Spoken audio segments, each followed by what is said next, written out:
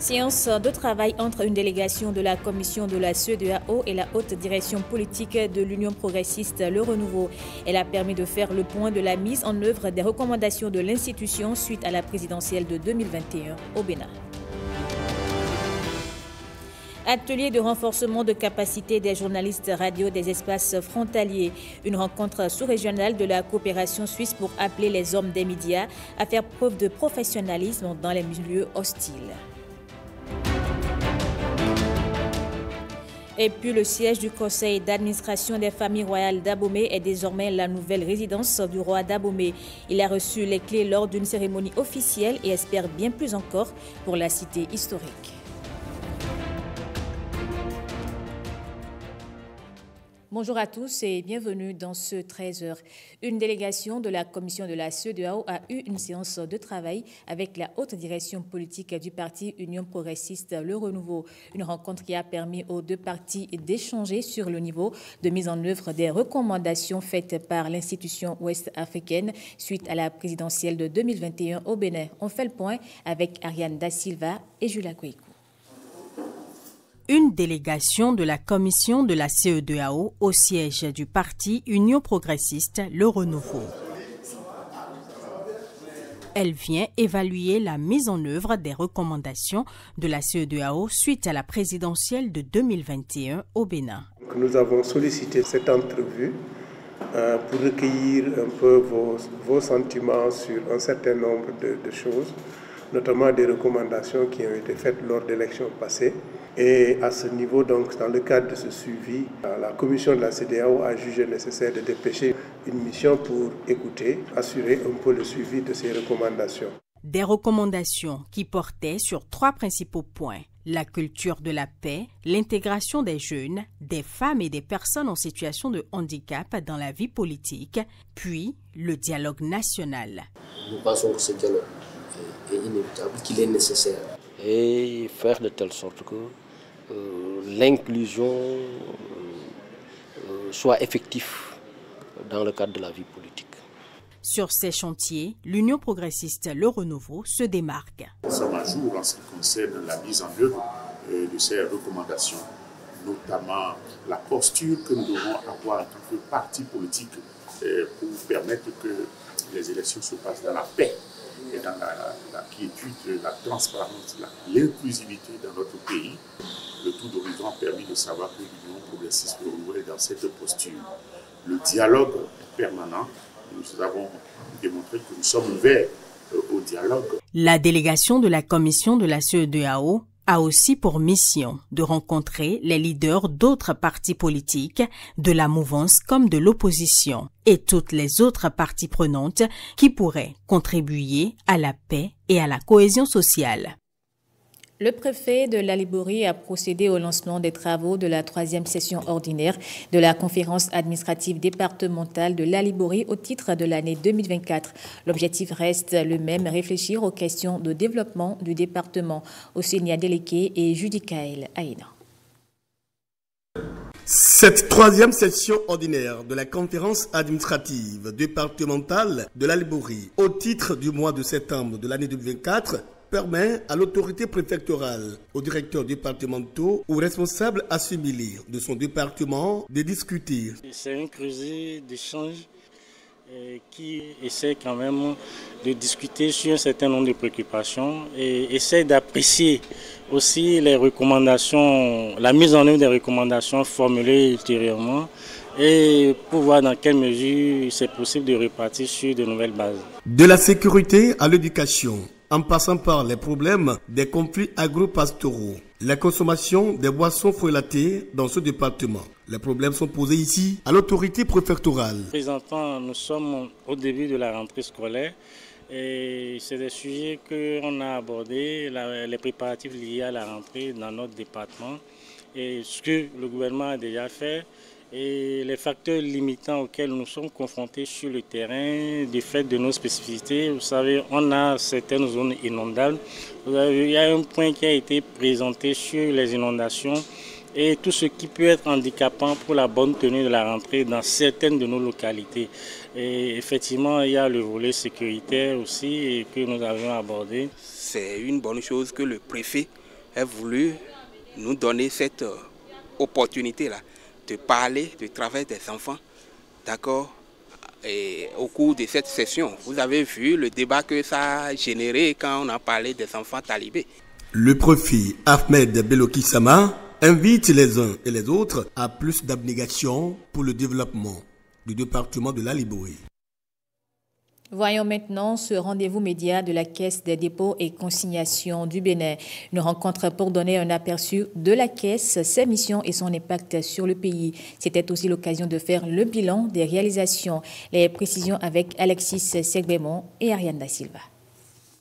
Elle existe depuis 4 années et se positionne au cœur du financement économique et social du Bénin. La Caisse des dépôts et consignations du Bénin, CDCB, est une institution publique à caractère financier instituée par la loi numéro 2018-38 du 17 octobre 2018. Et c'est un établissement spécial parce que l'État a accordé à cet établissement une immunité d'exécution. Il lui a également accordé le pouvoir de sanctionner les assujettis qui devraient verser des fonds au niveau de la CDCB et qui ne le font pas. D'une part, nous gérons les fonds de l'épargne publique avec la plus grande rigueur, la plus grande transparence. Et d'autre part, nous contribuons au financement de projets d'envergure. À travers nos projets, nous visons non seulement à soutenir la croissance économique, mais aussi à améliorer la qualité de vie de nos concitoyens. La CDCB accompagne les secteurs publics et privés et investit dans plusieurs domaines à travers des projets d'intérêt général qui ont des impacts sur les populations. À GLODJB, nous avons pris une part très active dans la réalisation de ces 3 unités de textile intégrés. Et nous avons investi très exactement 27 milliards avec à la clé au minimum 15 000 emplois directs. Il y a le centre des affaires maritimes dans lequel la Caisse de dépôt a également investi à peu près 28 milliards. La Caisse de dépôt utilise les ressources majoritairement de la Caisse nationale de sécurité sociale. Donc c'est vos contributions pour la retraite, c'est nos contributions pour la retraite. Nous sommes partis d'un total bilan de 547 milliards en 2020. Aujourd'hui, le capital de la Caisse s'élève à 140 milliards de francs CFA. Et nous avons un total bilan au 30 juin 2024 qui fait 1030 milliards. Des résultats renforcés par la mise en œuvre de la feuille de route Weziza, portée par l'équipe dirigeante actuelle depuis 12 mois à travers des actions. Ce que nous faisons aujourd'hui, c'est de dire la Caisse ne va pas aller s'endetter en propre, mais la Caisse va structurer des véhicules pour porter les différents projets, de sorte à pouvoir non seulement déconsolider la dette, mais également pouvoir faire venir des partenaires et des investisseurs sur les différents projets. Nous dynamisons la coopération bilatérale avec les autres caisses de dépôt. Nous avons également eu l'opportunité de renforcer notre coopération avec des institutions telles que l'Agence française de développement. Nous avons également pu bénéficier d'une facilité verte de la part de la Banque africaine de développement. Pour plus d'impact, la Caisse des dépôts et consignations du Bénin travaille à diversifier ses niches de ressources financières. Et à l'occasion de ce rendez-vous média, elle a rendu publique sa vidéo institutionnelle. Ce n'est pas encore une habitude alimentaire acceptée de tous au Bénin, mais dans d'autres pays, on consomme les insectes. Ils sont même une source bien plus élevée de protéines que la viande. C'est un gage de sécurité alimentaire selon de nombreux scientifiques, à l'image de ceux que nous allons voir sur le projet de farine à base d'insectes comestibles. Les précisions avec Marcel Rossi et Alexis Kunom. Selon les dernières estimations du réseau de prévention des crises alimentaires cité par la Banque mondiale, 29,5 millions de personnes ont besoin d'une aide alimentaire d'urgence. Et en Afrique de l'Ouest, 16,5 millions d'enfants souffrent de malnutrition aiguë. Mais depuis la faculté des sciences agronomiques de l'université d'Abomey-Calavi, un début de solution pour les couches vulnérables. Tout est parti de l'envie de résoudre de façon durable les problèmes d'insécurité alimentaire, en particulier la malnutrition chez les enfants et les femmes en âge de procréer. Insectes Sécu, le projet qui va proposer aux Béninois de la farine infantile à base d'insectes comestibles, est une approche à 3 volets développée par l'Union de chercheurs béninois et belges. En réalité, peut-être vous en consommez lorsque vous mangez les tchétchangas, les viandes braisées que les babas nous vendent. Alors le piment qu'on vous rajoute pour consommer cela contient souvent des insectes. Eh bien, c'est pour ça que c'est souvent intéressant et vous en demandez davantage. La consommation des insectes, c'est une pratique séculaire dans notre pays. Dans certaines régions du Bénin, les insectes sont consommés depuis des lustres. Donc nous voulons mettre cela à profit pour développer des stratégies de diffusion de cette pratique partout dans le pays. Par l'incorporation, donc c'est le 3e volet de ce projet, l'incorporation de la farine d'insectes dans des formules alimentaires afin de fabriquer une farine infantile, nutritive, saine et appréciée. Et pour la réussite du projet, l'association des consommateurs, déjà associée à la formulation, a un grand rôle à jouer. Ce n'est pas qu'on ira attraper seulement les insectes et les introduire dans la consommation. C'est tout un processus de sécurisation de ces aliments. Et d'ailleurs, vous savez qu'en termes de contrôle, il y a une agence qui s'occupe de la sécurité sanitaire des aliments. Donc, après la production, ça va rentrer dans cette chaîne de contrôle pour rassurer les consommateurs de ce que c'est un produit sûr. Et nous, on est là pour faire la veille dans ce sens, pour que cela ne crée pas des nuisances après la consommation. Un ingrédient d'avenir pour le Bénin et pour toute l'Afrique, les premiers échantillons, d'ici 3 ans ou moins. La notion de service public n'est pas toujours bien perçue par les citoyens, encore moins par les entreprises. La Société de gestion des déchets et de la salubrité veut corriger le tir. Elle a initié à la notion de service public les nouvelles petites et moyennes entreprises qu'elle a recrutées. Miché Elegbe et Nathalie Doris Oolabi pour les détails. Ces petites et moyennes entreprises représentent la 2e génération des contrats avec la Société de gestion des déchets et de la salubrité du Bénin, SGDS. Pour éviter les éventuels malentendus lors de l'exécution des prestations, la société a décidé de mieux les aguerrir sur le contenu de leur cahier de charges avant le démarrage des activités. Nous sommes venus aujourd'hui à Porte-Nouveau pour former les PME que nous avons recrutés sur les notions de service public pour que les prestations se déroulent correctement à la satisfaction des populations. Ce service public, c'est de leur dire leurs obligations par rapport au cahier des charges qu'ils ont eux-mêmes signé, notamment le respect de tout ce qui est sécurité routière, leur montrer les différentes parties d'une voie, qu'est-ce qu'on appelle chaussée, qu'est-ce qu'on appelle trottoir, qu'est-ce qu'on appelle accotement, et ce que nous attendons du niveau de nettoyage de toutes ces parties de la voie. Pour la mise en œuvre de ces activités sur le terrain, la SGDS bénéficie de l'accompagnement de la mairie de Porto-Novo. La mairie a l'obligation, comme elle en avait l'habitude d'accompagner, de faire le suivi avec les superviseurs, les PME. Nous essayons et nous allons continuer. C'est d'ailleurs la raison pour laquelle nous assistons également à la formation pour savoir en réalité quelles sont les attributions effectives de ces PME pour un meilleur suivi. On est ravis d'être là quand même. Merci à la SGDS et par la grâce de Dieu, tu vas nous aider à mettre en propre la ville de Porto-Novo. Au cours de cette formation, on a reçu beaucoup de choses qui nous reconfortent dans nos activités et que désormais nous saurons ce qu'on peut faire pour que toutes les rues de Grand Okoué soient propres.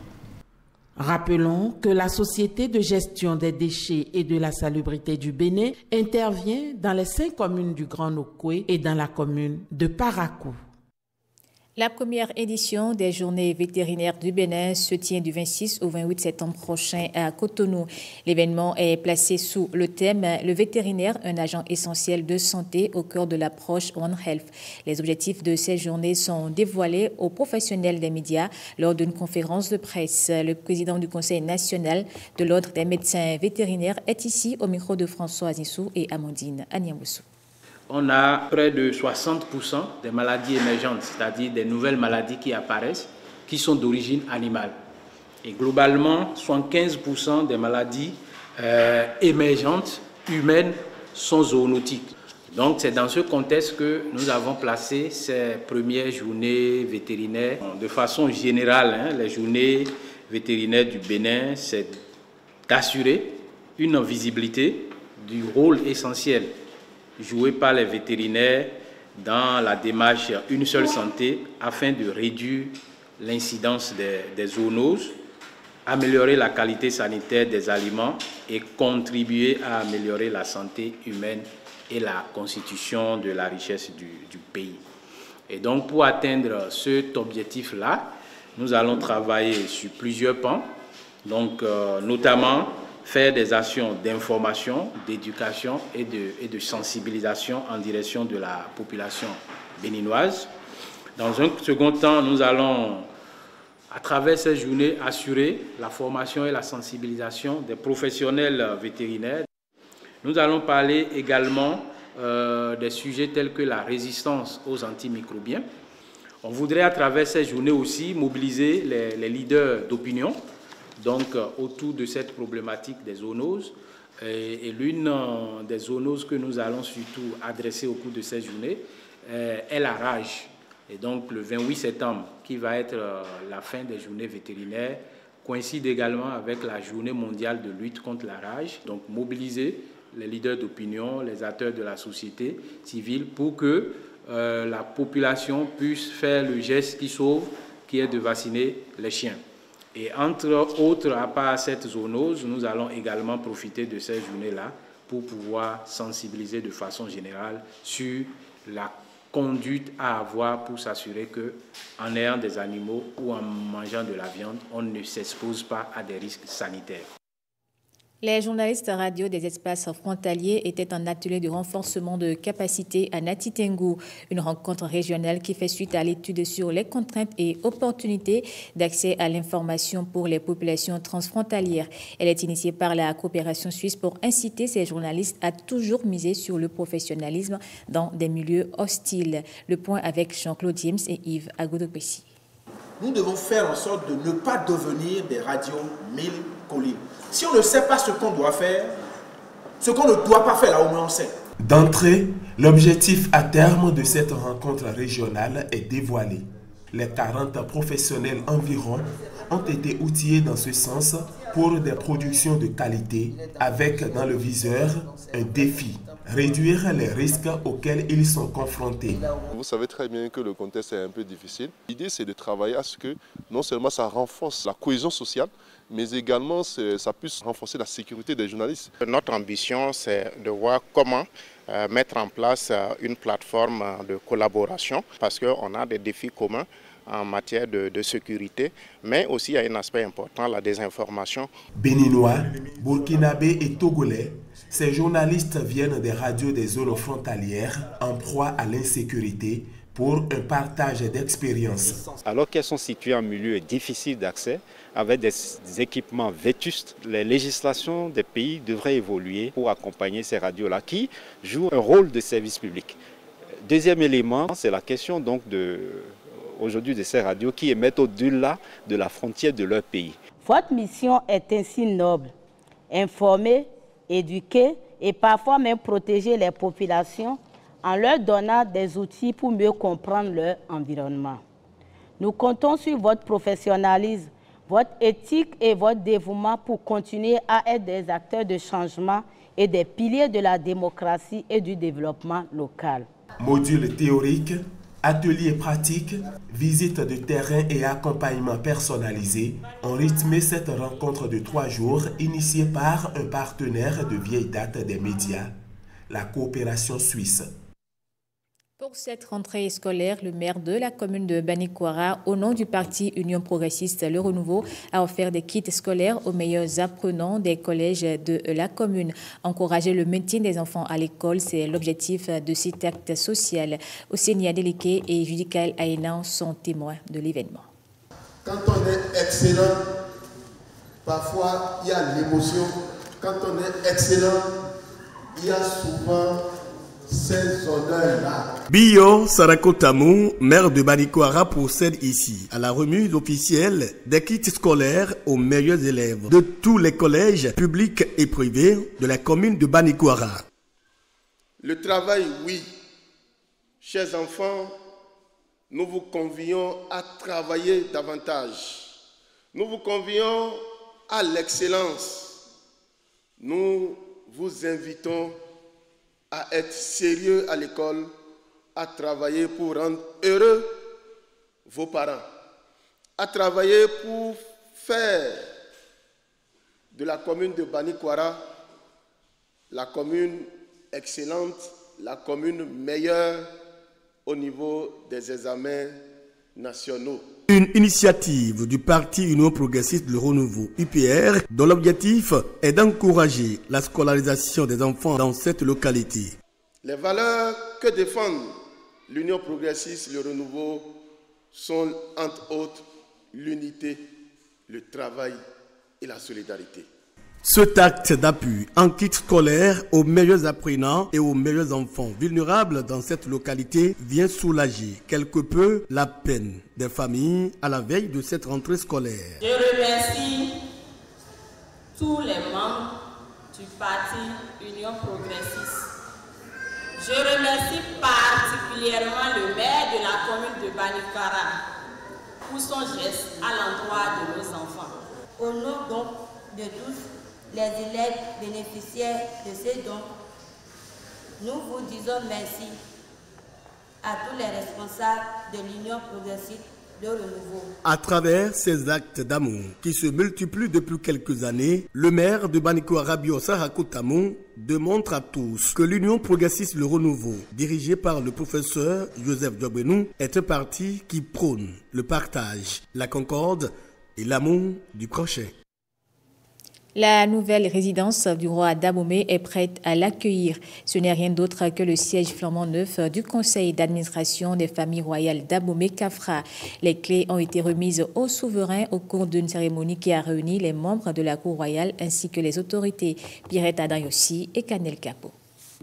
C'est ici, au siège du CAFRA, conseil d'administration des familles royales d'Abomey, que va vivre désormais le roi de la cité historique d'Eric Badjavi. Sa Majesté, Dada Dewenu Degberanzin, reçoit les clés de son nouveau palais. Le roi d'Abomey salue cet incroyable joyau offert par le chef de l'État.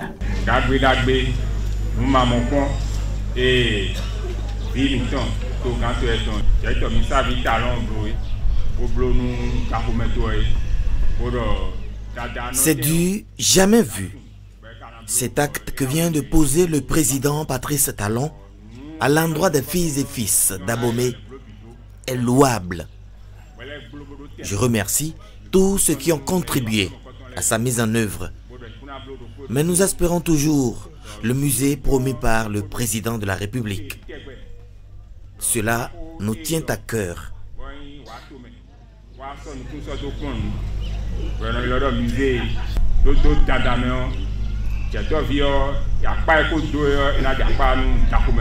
La doléance du roi ne va plus tarder à trouver des réponses car cette cérémonie annonce le démarrage imminent des travaux de construction du musée de l'épopée des Amazones et des rois de Dahomey. Les projets de restauration proprement dit et de construction seront lancés d'ici novembre à décembre, pendant que les programmes de formation, d'échange, de chantier-école vont se poursuivre en parallèle de ces travaux afin de conforter le renforcement de l'écosystème touristique du site palatial de la région.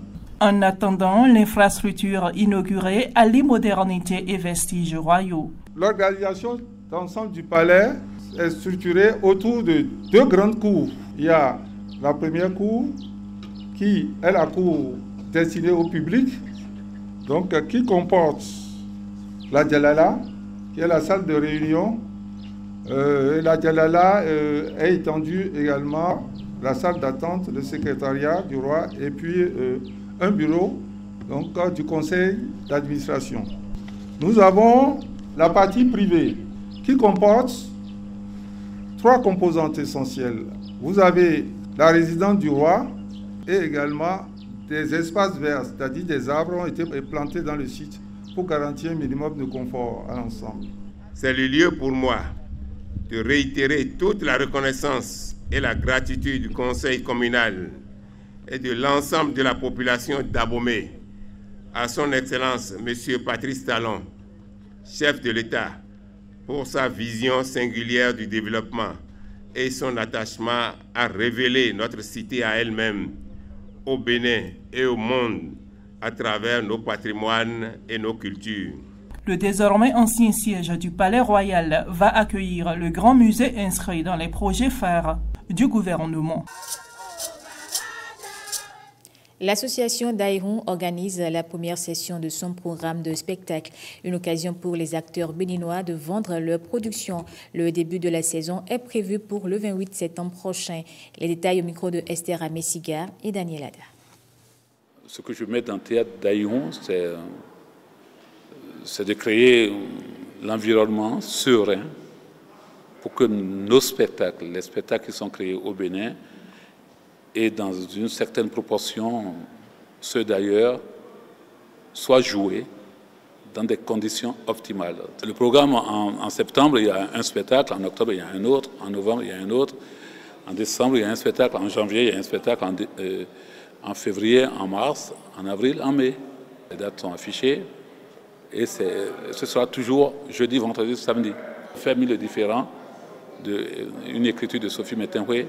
Ce spectacle aura lieu en septembre. Après, il y a le spectacle de Jean-Louis. Après, moi-même, je vais jouer. Et en octobre, il y a le spectacle de M. Nouli Beto. Et il y a surtout aussi le spectacle Les Fantômes du Brésil dont on a parlé. Et c'est un spectacle qui part du texte de Florent Kouaouzoti, un roman que j'ai adapté et que les jeunes de Comé ont mis en scène. Voilà.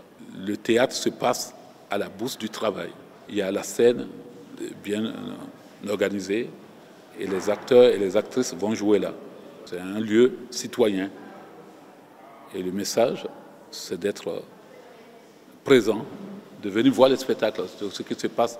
C'est-à-dire, pour faire du théâtre, il faut les spectateurs et les acteurs et les actrices. S'il n'y a pas de spectateurs, si on vient, il y a 0 spectateur, on ne joue pas.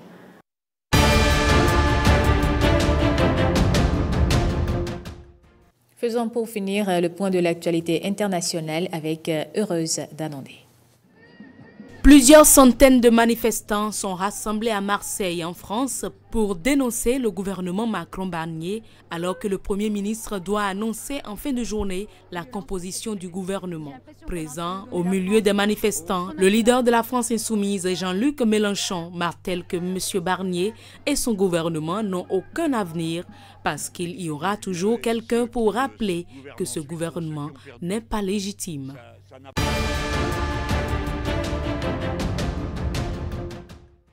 Pendant ce temps, l'Élysée accueille près de 10 000 personnes.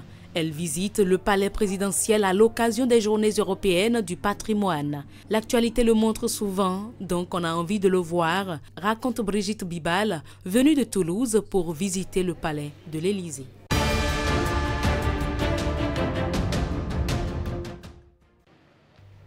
Présidentielle au Sri Lanka, les habitants ont voté ce samedi, 2 ans après une crise financière catastrophique qui a imposé au pays une cure brutale d'austérité largement impopulaire. Près de 70% des électeurs inscrits s'étaient exprimés 1 heure avant la clôture du vote, a-t-on indiqué à la commission électorale. Le président sortant du Sri Lanka a voté à Colombo. Âgé de 75 ans et à la tête du pays depuis 2002, il brigue un nouveau mandat avec pour seul programme la poursuite du redressement à marche forcée de l'île. Son challenger, Anura Kumara Dissanayaka, un des favoris du scrutin présidentiel et dirigeant d'un parti marxiste, ancien ministre de l'Agriculture, âgé de 55 ans, il est populaire dans le pays, notamment grâce à son engagement dans la lutte contre la corruption endémique, à l'origine de l'effondrement économique de l'île en 2022. Okay, thank you.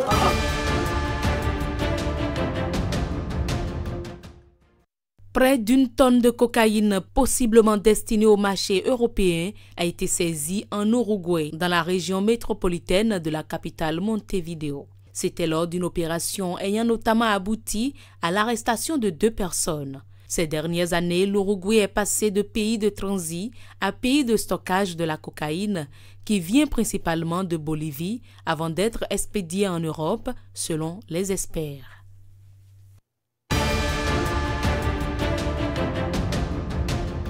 Et c'est la fin de ce journal. Merci à vous de l'avoir suivi.